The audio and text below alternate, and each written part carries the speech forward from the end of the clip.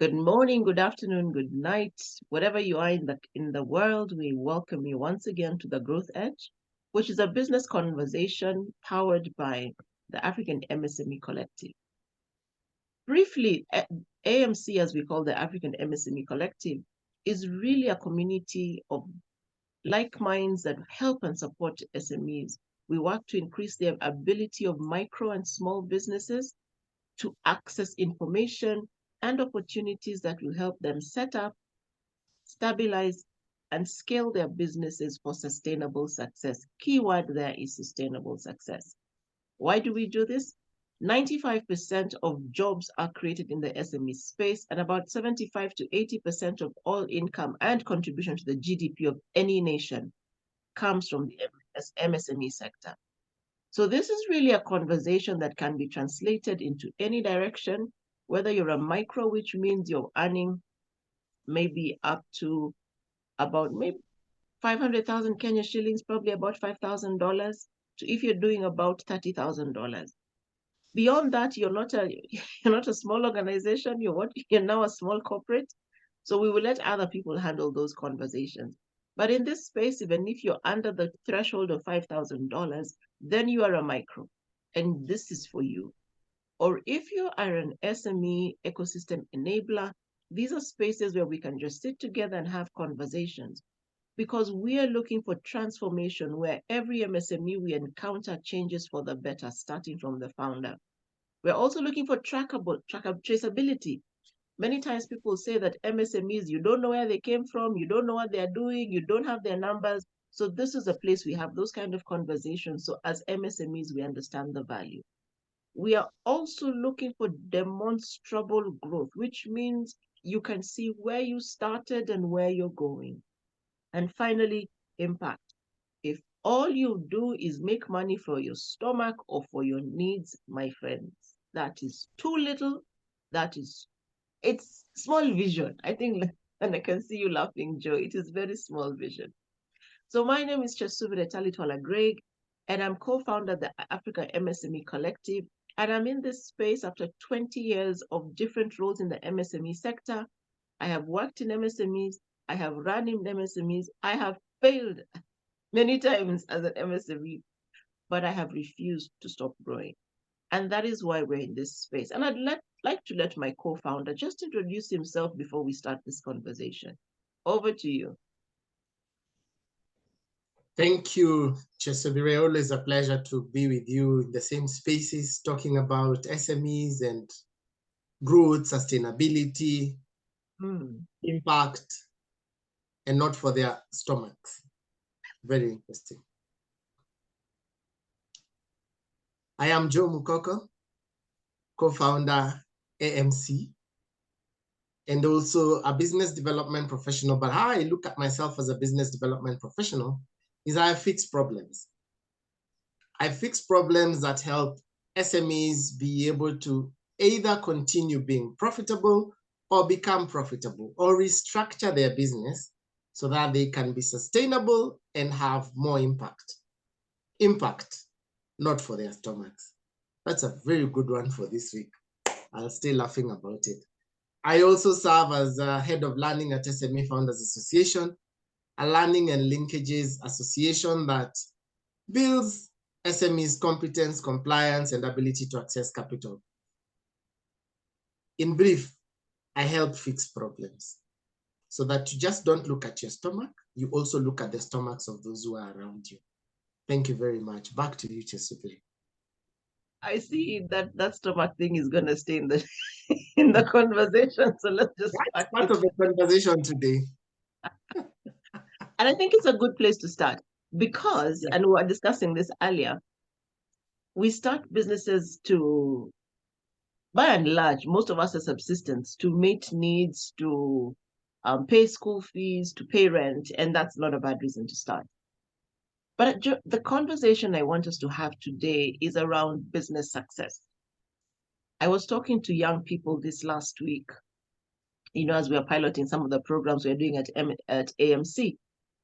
And everybody could name many businesses they knew. So I asked them the question, how many of you have seen many, not just one or two, but many successful businesses that have lasted more than 6 years.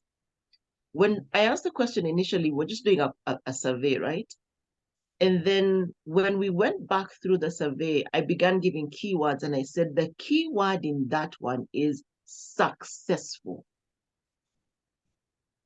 And the conversation flipped because everybody was now saying, but it depends on the definition of success. It depends on, all those things.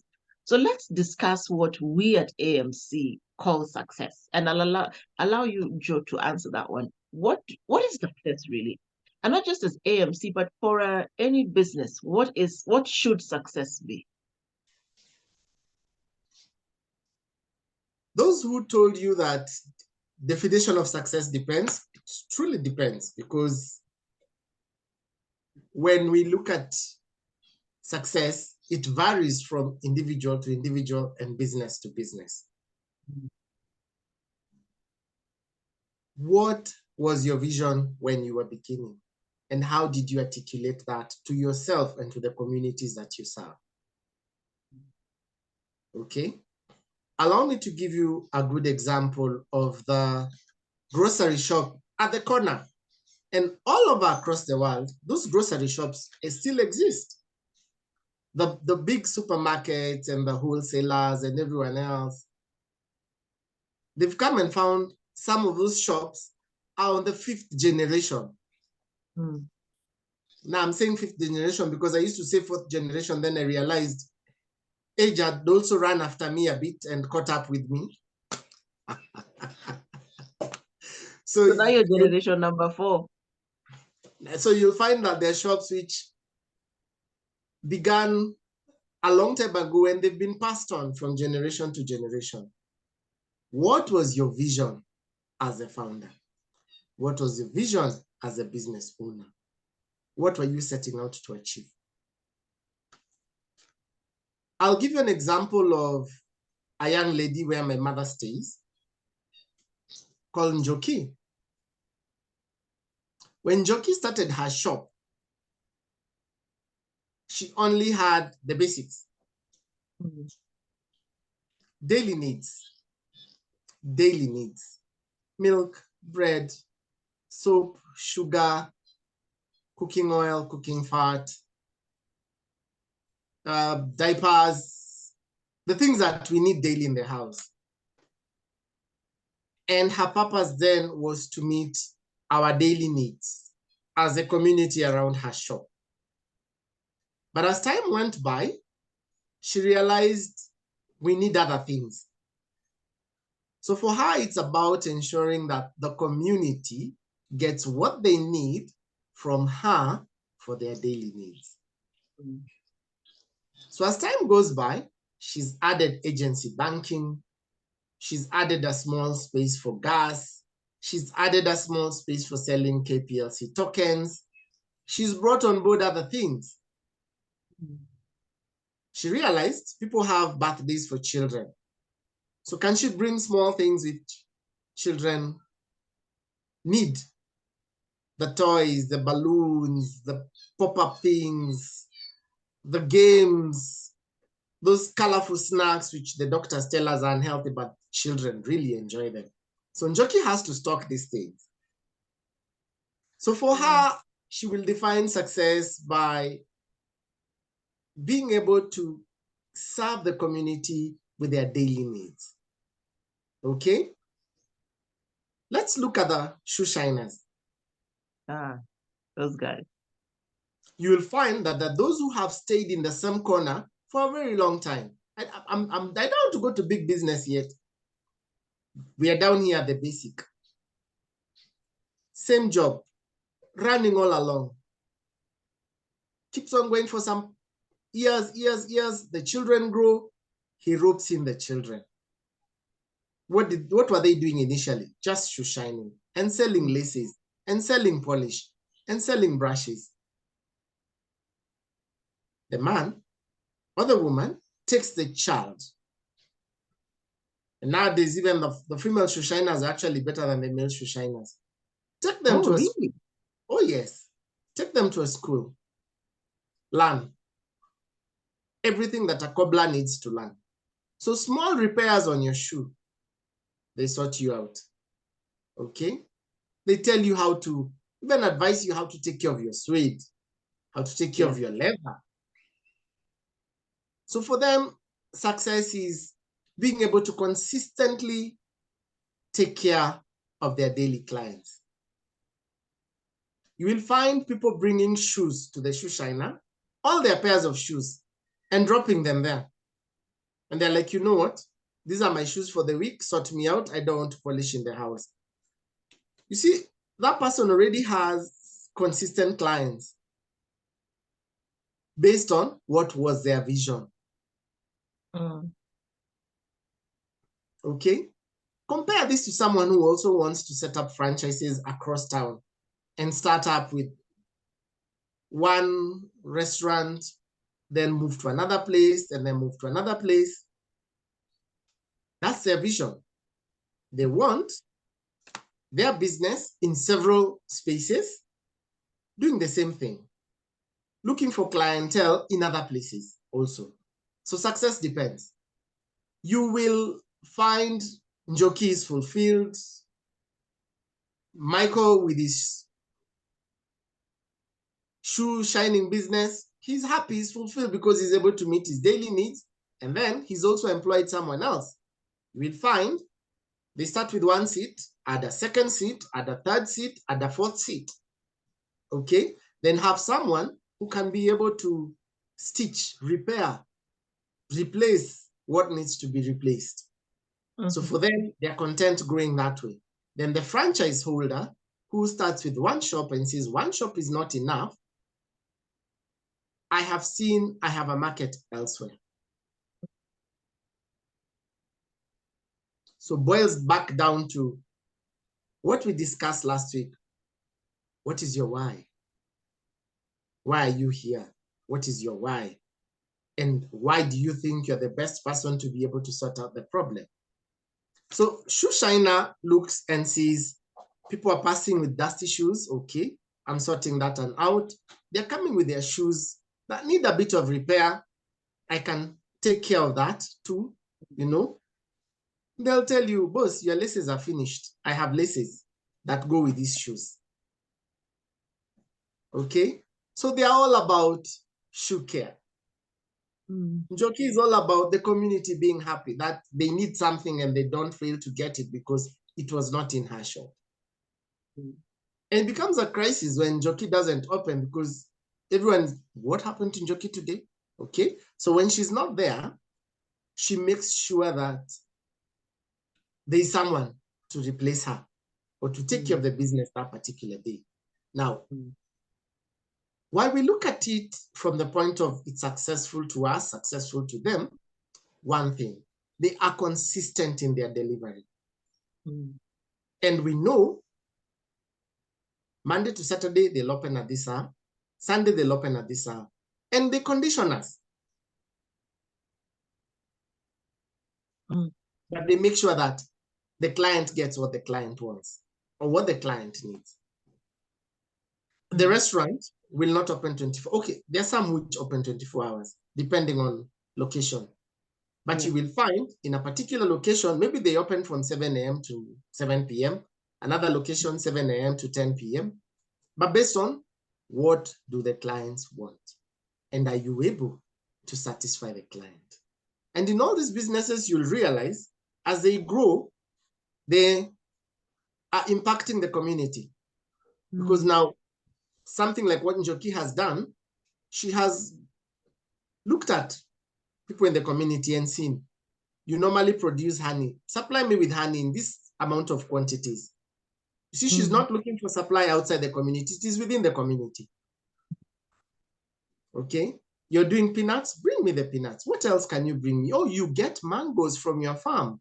How often can you bring mangoes? Bring the mangoes. I'll help distribute to the rest of the community. So that way there's an impact to what it is she does.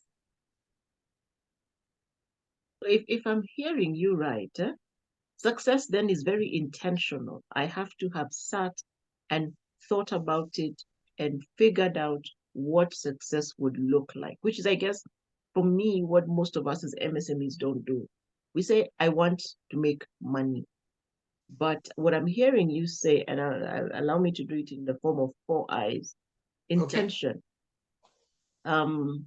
What do you want to do? So, and then you go out to do it. And when you're intentional, you're consistent, you're committed, and then you condition your market. So intention is a foundational key. Then you've spoken about income, spoken about impact, and also you haven't said it explicitly, but I hear the word investment in terms of you've invested your time, you've invested your energy, and of course you've invested your money. So the thing that comes to mind for me is the need for each of us to, allow me to use scripture, Habakkuk 2, to write the vision and make it plain, so that he who comes later or he who may tarry would still be able to run with it. The challenge I find most of us having in the MSME space is we don't write it down. It's all here. So if I'm not in, my team doesn't understand why they should give the same amount of energy to the work. After all, kazi ni ya boss. The work is for the boss, or that is how it's easier for our teams to be so offline from where we are. So I wanted to discuss in depth the need to put a number to, and we've discussed this many times with you. It is so important in my view to put a number to. So let's say, like, we'll take Njoki, for example. So she wants to serve the community, but I'd like to see her say that, you sit down and you list what you need for your lifestyle or your livelihood. So school fees is X, rent is Y, rent for home and rent for the shop. So you do personal expenses, and then you do, of course, the shop expenses. And then also forecast to 10 years from now. So if it is like this, extrapolate. So let's say right now she's making 20,000 a month herself, not the business. The business is able to pay her. But at a point when she started, the business wasn't able to pay her, right? So would it be, in order to encourage people to sit down and say, okay, I want to pay food so much, rent so much, pay myself so much, have so much to set aside. So then what I need to generate as Chesuvire to keep my lifestyle going is, let's say, 50,000. Okay? And then figure out how my business, I set up the kind of business that would not only meet that threshold, but would surpass it. And then say the impact I want to have is to transform the lives of maybe 5,000 households, all right? So then look back at the business. And remember last week, one of the key things that came out last time was the importance of planning. So then this would help me draw the plan. I'm not really a business plan kind of person. I think those are for giving banks when, and some people will shoot me for saying that. Unless you make your plan alive and living with you, then there's no need to sit down and say, is what I want to accomplish. This would be a more dynamic kind of plan, because I'm saying that currently I need to make 50K a month or even 5,000 a month. And this is how the business is doing it. But 10 years from now, my son will be in university, doing his master's. Am I going to be paying for that master's or not? Maybe not. See, he can pay for his own master's. Anyway, but if I'm going to be paying for the master, then I need to extrapolate and just do progressions and projections to it. So those are the things that I hear you saying in what you said, that it's so critical to tie what I would like my life to accomplish into the vision of my work, so that then it's not, oh, work is over here and my life is over here, and I'm trying to bring them together. They fuel one another. Is that what I heard you say? Yes, Chesubire, and I know you don't like the issue of sitting down and drawing plans, but you just do your plan as you are here. That's the most interesting thing about it. Okay. You see, when you're coming and setting down the target and saying, I want to make 50K, this is my personal budget and this is the business budget, you're already planning. Okay. So the thing is, how do we put it down? Ah. Remember, a plan is not something that necessarily needs to be 30 or 40 pages. Mm-hmm. A plan is a list of your activities. What activities do you need to do in your business so that you can be intentional, you can have income, you can be intentional, invest, have income, and have impact. So Your then plan one page. it's alive. It's alive with me, right? It's alive with you. It goes with you because it is your thoughts. Mm. Remember, we were on the big why. Why? And then now, this why you put it down on paper. It doesn't have to be just a paper. It can be anything, a notebook, whatever kind of, but put it down. Why? Because when you list down the activities that you would like to do, then you will figure out the resources that you need. Figuring out the resources enables you to see what you need to invest. And because it's an investment that is making sense, that has to make sense, sorry, you will create systems that will help you run the business.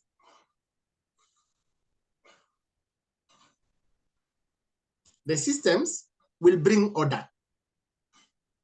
Order gives birth to consistency, efficiency, repetition. Repetition. You know, some of the tasks for helping you move along in business are very boring. Yeah. But you have, they're very boring. Very, very boring. But you have to do them. But in doing them, the consistency, the order, the repetition, constant repetition is the only way you will move forward towards impact. Impact doesn't come in a day. Impact doesn't come in hours.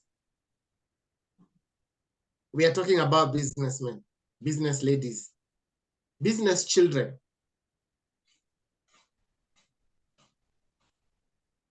Consistency means because I have invested and I need an income, opening that shop every day without fail at 8 a.m. Whether there is El Nino, La Nina, snow, whatever is happening, without fail. And you see, when you have this consistency moving, repetition, the systems enable you to see, I need help. I cannot do this on my own. So it stops being just your stomach, and you bring on board partners that you can work with.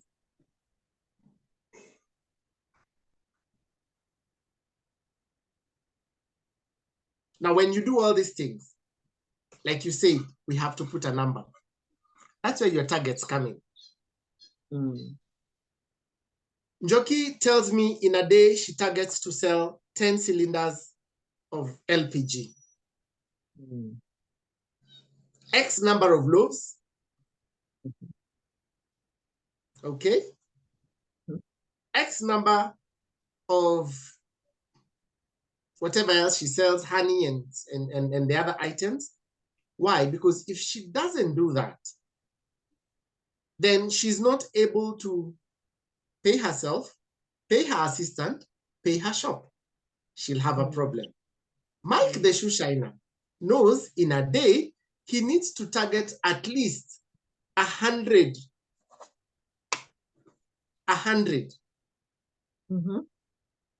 People passing through his shoe shine place. Why? If he doesn't do that, the number of employees he has, he will have to cut down. Or even meeting his expenses, he'll have to cut down. My friend with the franchise of restaurants knows that every day he needs to sell 1,000 plates of whatever food it is he's selling. So there has to be a number. But for you to place that number and make sure that it works, it goes back down to activities. Why? You have intentions to succeed. So you have to invest. The investment will bring income, will bring impact. Yes. So even as success is personal, the target I'm working towards is personal, the activities towards it are uniform. We all need to do the same thing. We all need to figure out where it is we're going, which is based on our why, which we discussed in the last show. If you haven't watched it, just go back to the channel, Africa MSME Collective on YouTube. We will see episode 1. The other thing which comes out so clearly is intention then becomes the, let me use the word, the railway line that goes on, because then it drives you to a self-assessment of your resources, your systems, your order, all that comes with it. And when you were speaking, it brought to mind 2 examples. Where I live, not all the roads are tarmacked. So we have a lot of dirt roads. And then we got black cotton soil. So in the early days, before the main road was tarmacked, it would be a mess to get to the main road. And we didn't have enough of the public transport vehicles coming through. So you either walked the main road or took a bike to the main road. Now, every time it rained, there were certain sections that flooded. So we had what I call opportunistic business people. So the guys with handcarts, mkokoteni, in the flooded areas, they'd come and they'd load people onto the mkokoteni. If you're 3, it's 20 bob each. If you're alone, it's 70 bob. And then so they'd ferry you across that portion. And then others would wait at the main road because that's where the bikes would stop and would be picking public service vehicles. They stopped there, and then there were young men who would have this plastic container. I'm telling you, that water is dirty. Put your shoes on even once. Feelings, they'd clean your shoes. Okay. And what would happen is during that month of rain, they would make a kill of very small amounts. But because they're not planning them well, that money is done by the end of the day. There's no record. It was just purely opportunistic. There's a need, we meet the need, and we go on. The other thing that came to mind is I spent 17 years in the events industry before I came into the training and facilitation and communication space. And I remember when we were starting up, a friend of mine was starting her company. I worked with her at the beginning. She had in her mind how she wanted, the bows we put on cars when we were decorating for weddings. She had a very specific way in her mind she wanted them to look. And I'll never forget how we didn't know how to make bows. So we went to another small business. We went to the florist on the street, and we asked them to teach us to make bows. They said that will cost you 25 shillings. I said, okay. So we paid them 25 shillings. They made one quickly. We're like, we didn't understand. So we paid another 25 shillings. They made the second one. And so we asked him to do it slowly, step by step, with the 2 of us. And then what we did, we went back to the house or to her shop, and used the ribbon we had, and we tried and we tried and we tried until we got the perfect size of bow. So initially we'd put 2 together to make the size we wanted. Now, I was doing the headache of doing the bows because I'm the employee. Here we call them KYMs, Kadayamoko, the people who, it's just the hand people, the casual workers.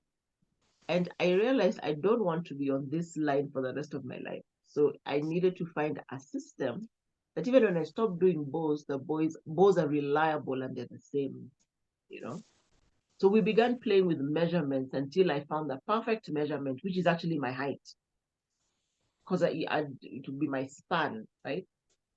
So that took me back to the place of intention. Her intention was to deliver a certain quality. And because she was sure on what her intention was, it was easier for me as the team player and the team member to learn her quality and then set up a system so that when I teach the next person, and I left them many years ago, but they still make perfect molds. So I credit that to myself because we worked on it together. So that has taken me to a very intense space about what I was calling success. Because then success for her has been to consistently deliver the same standard of quality and be profitable.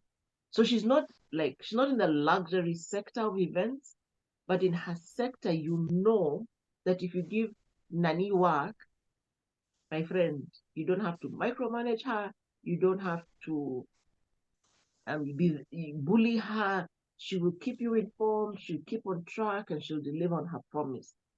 And I guess that comes from her intention. So it really has me wondering, and this is a very weird question for the SME space. Do we actually think about what we want to do? Or do we just I do business because Joe is doing business? Or because we start so subsistent, is it so difficult to get out of there into a more planned mindset?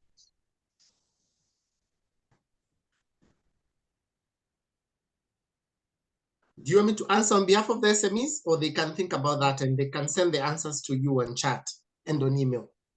That's a good idea. Which way do you want us to do? To you? We figure it out. But what I would say,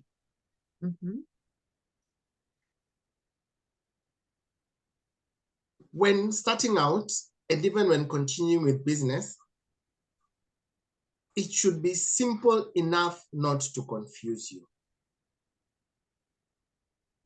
Say that again. Your activities should be simple enough not to confuse you.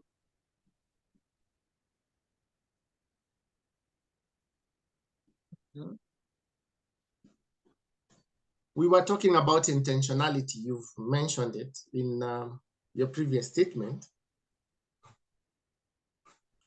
What do you want to do? When do you want to do it? How do you want to do it? And who will help you do it?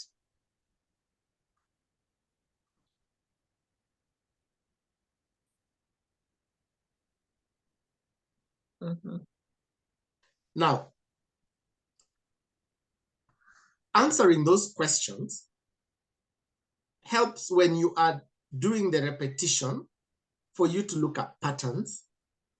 Patterns will give you the data that you need to make informed choices about growth or about restructuring. But you keep it simple enough not to confuse you.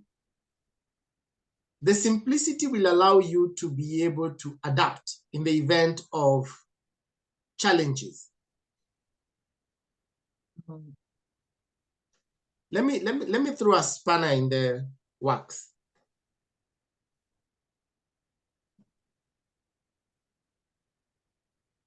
You and I, let's assume you and I are running similar businesses. What business would you like it to be? Choose. Restaurant. Good. I knew it had to be food. Fantastic. And your restaurant is 2 doors away, or do you say doors? No. 2 shops away from my restaurant. Okay. The menu offering is the same. What do you think would be the implications of Joe coming to open a restaurant 2 shops away from Chesubire? What would that do to your business? It potentially cuts my customer base in half or maybe more, depending on one, the quality of your food, and 2, the quality of your service. So if you offer better service than me and your food is better, I potentially could lose everybody. If we're on the same level, then I could lose half, but there's definitely going to be customer attrition. There'll be customer departure or movement between the 2 of us. It could also mean, or if you're so bad, you could boost my business.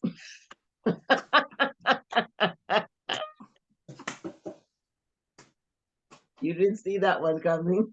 okay, that's a possibility. And you see, it can go either way. It can go the way of depressing your business or elevating your business and increasing your sales. Now, it all boils down to your activities and my activities. How do I deliver the food from start to finish to my customers' plates? How do you deliver yours? Your systems, you will find are different from my systems.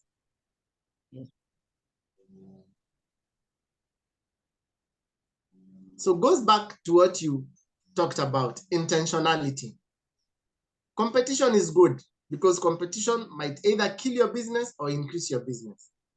So the fear that we have as business people should be founded on, why did you start this business? What do you want to do? When do you want to do it? How do you want to do it? And who is going to help you do it? And where are you going to do it? Because you see,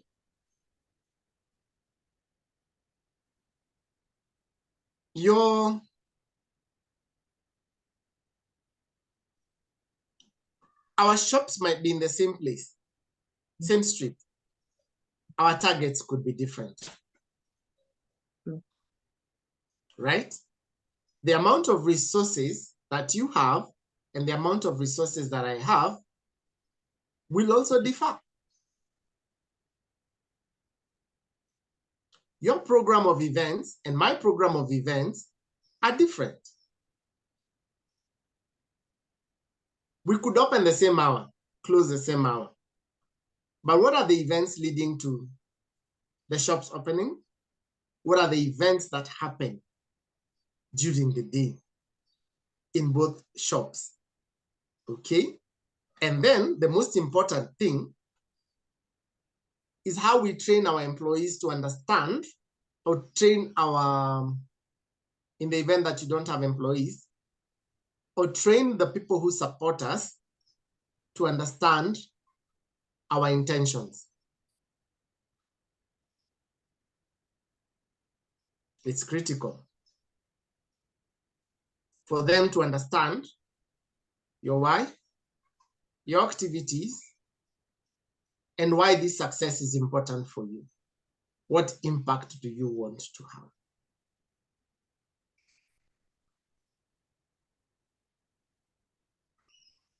So, and I think as we begin to wind down the conversation, because this where, so what we're actually saying, allow me to go back to scripture. My people perish because of lack of knowledge. Okay, but the bigger thing that does take, not just could, but that does take businesses out, is unclear vision from the founder. Therefore, the why it's a weak why, and it compromises your intention. So a weak why gives a weak intention, which now completely affects your ability to generate income, impact, and maximize on your investments. So when I'm sitting here, I'm thinking it would be important for me as a business owner to articulate that, and I'll just use us as AMC as an example, just to articulate it in kind of like at AMC, we do this so let me give it clear. Let me not use AMC, let me use another one. So let's say I'm running, let's go back to the restaurant. So I want to ensure that people in my locality have good food, right? And good food means it is tasty, it is fresh, it is consistently available when they need it. But I want to be able to impact I want to be able to serve 500 plates a day, generate 50,000, 120,000 shillings a month, and over time expand it to at least 4 outlets. So as a starting line, that gives me guidance. It gives me, you talked about targets. So the first day I sell 20 plates and I'm like, I haven't reached my target. What are the reasons I didn't? Was the target too high? Is it I'm too young? Is it even possible to do the 500 plates in one facility? So it gives me a grounding place to come back and evaluate my progress. Whereas if I'm doing Nanza Biashara, I'm just starting a business, anything makes me think I'm successful. And I think we need to have a subsequent conversation on not just a business that has completely run, but a profitable business. Because I think many MSMEs are just running. They're neither successful nor are they profitable. And that needs to be a subsequent conversation. Because the ability to pay myself what I need to be earning is not, it means that I need to be able to run the business and generate the additional income for owner's pay. I shouldn't be taking out the money that was both put in to buy food. So of every plate, X is let me use the word capex. It's my capital, right? So if every plate 50% is my capital, so we've made 3,000 shillings today, and I take the 3,000 to go and feed my family, but I have not left the 1,500 that needed to stay in the business for tomorrow's groceries and supply. So I find it very, very exciting when I see how my mind and my intention and my why is so critical to the success of my business. And for me, it's this conversations like this should be about redefining what success means for MSMEs. And I think because I know you have a lot of thoughts around this. As your parting shot, Joe, how do we move? How does a business owner move from why I have no plan to okay, let me sit down and do a plan? What are a few tips we can share with the business owners who feel it's not with a plan I need to plan? What are a few tips they can put in place? I will tell them this: number one, we don't have all the answers. We get the answers together in the field because things change. Yes. I go back just before COVID, I partnered with a few of some friends to launch a business. Mm-hmm. And it involved importing certain items. Mm-hmm.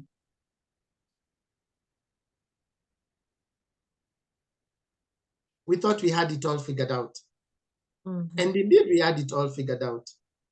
And 2020 was supposed to be a year of growth. Then COVID happened. Yeah. One of the things that helped us shut it down was that we were able to go back down to our plan. Not a complicated thing. What had we set out to do? Is it possible with the circumstances that were there? It proved not to be possible because it meant we didn't know how long the shutdowns and the logistical challenges will be. It would put a strain on everything else that you have. Yeah. Okay. So number one, keep it simple enough not to confuse you. Mm-hmm.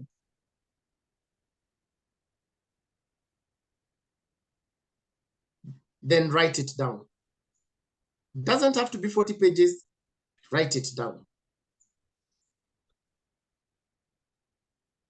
Then include targets in it.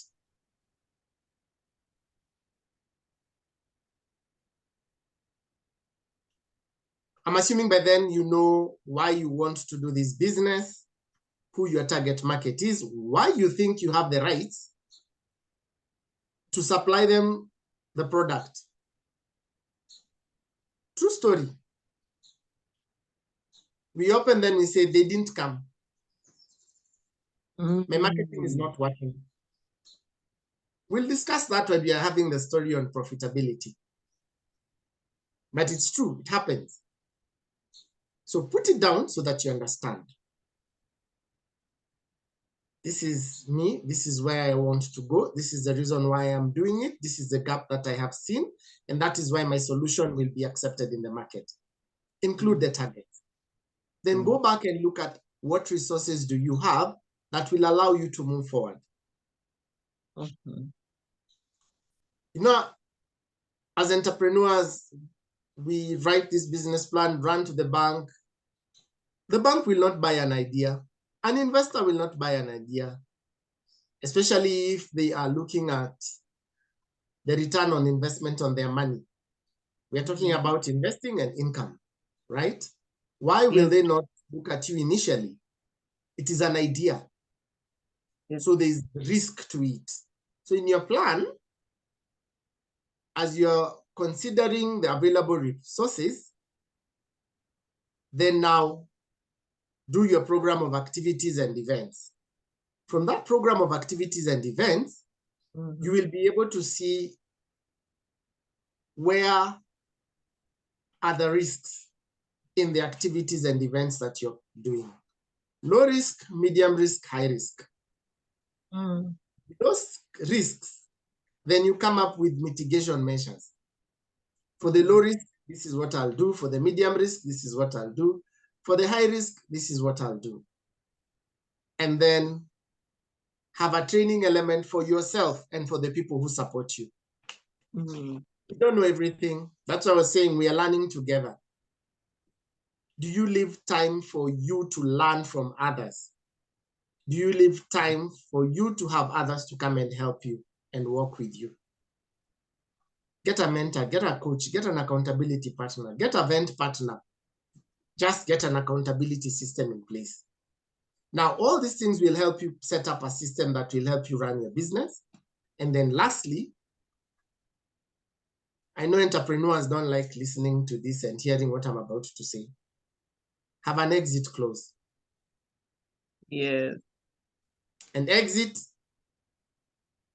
you to either sell off your business or shut it down and start something else.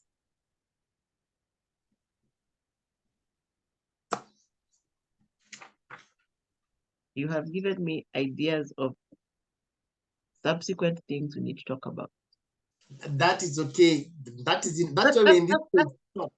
And I know when the guests start coming along, we'll have stories to talk about, you know? Because there's two things that you have said that stand out like completely, which we in the MSME space don't pay a lot of attention to: risk and exit strategies. And I think because that's the beauty of this space, we are eternally, what's the word? We're eternally aspirational. So we believe that it will work. It'll work too. Yeah.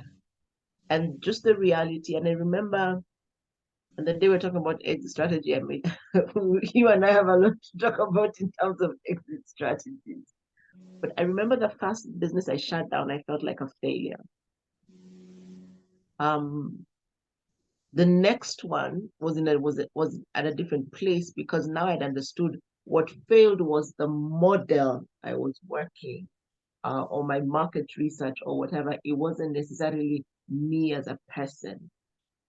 So, like I said, I have a couple of closed businesses. That capacity to know this is the time to pivot, whether in or out, is a complete 3-hour conversation. Yes, it's a complete 3-hour conversation. And as we wind down and I hand it back to you, I salute all business owners. Whether you call yourself a founder, a business owner, a principal, CEO, entrepreneur, enterprise developer, investor, this journey is not easy. And we don't have all the answers, but together we will get the answers. Remember your why and my why, totally different. But there is help. Look for help. There's lots of help. Look for help. And subscribe to our channel for continuous conversations like this, continuous tips, that you can pick and run. You will be so shocked that for every business, whenever there is a problem, you just need to tweak one thing. One thing.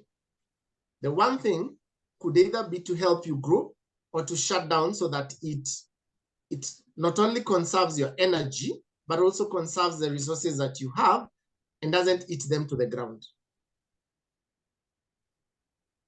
So subscribe to our channel. Look out for more conversations. It's an interesting space to be in. You get to learn. You get light bulb moments.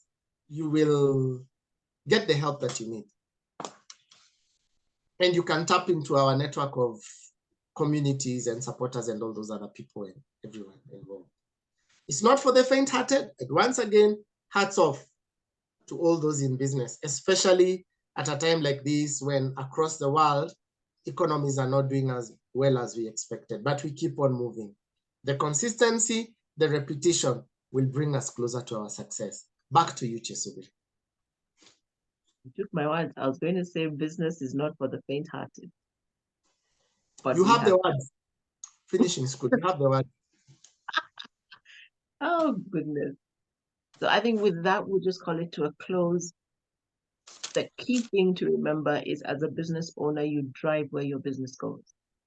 So if you are unclear on your why, if your intention is not clearly written with numbers attached to it, then the capacity to succeed will be below your expectation. Remember, success is about your expectation, your target, and your defined numbers. So if my defined numbers is 100,000 and your defined number is 1 billion, it doesn't make me less successful than you. Okay?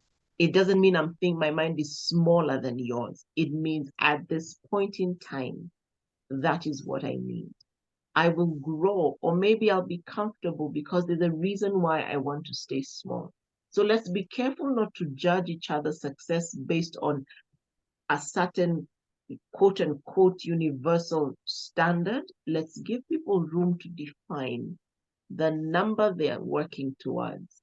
We will challenge you to up your number, quadruple your number. But when you come into this space, you must understand success is the number you defined. So let's keep walking, let's keep moving.